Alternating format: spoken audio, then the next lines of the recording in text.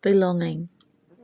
I remember feeling that I didn't belong in NA because pot was really my only problem, although I had used other drugs. I read the little white pamphlet. It said an addict was someone who lived to use and used to live, and that our lives and thinking were centered on getting and using drugs.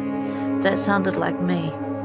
Then it said they didn't care what drug I used, and the only requirement for membership was the honest desire to stop using. The members told me they needed me, and I began to feel a part of.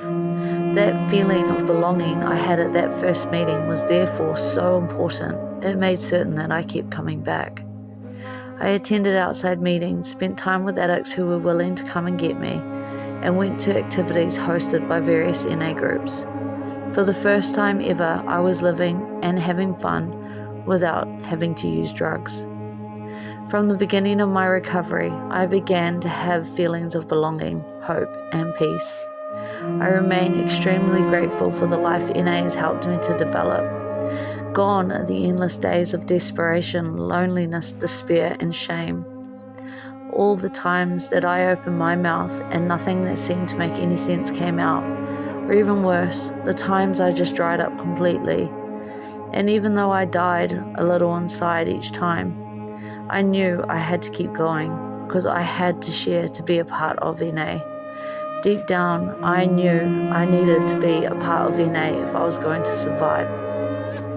We stay connected with the program and the fellowship over many years because we find what we need here. Where once we may have wondered how we could ever make NA a part of our lives, now many of us cannot imagine our lives without it. We are a part of something today. We learn that we are never alone. We are here with one another and for one another. One of the most wonderful feelings we know is that of being a part of humanity. When we come to an understanding of this program for ourselves, it becomes our own and it becomes a part of us. I always felt like an outsider when I was growing up. I found acceptance in drug culture a member shared. That feeling of belonging can be a powerful draw for us. The lifestyle is sometimes harder to let go of than using drugs. The friendships we share in recovery are amongst the strongest we ever experience. Some of us use the word family to describe this closeness. Sometimes it really can feel that way. When we have holidays together, share celebrations and mourning and so on. One member suggested that a home group was like a family, not only in its closeness, but also because we didn't get to pre-select members.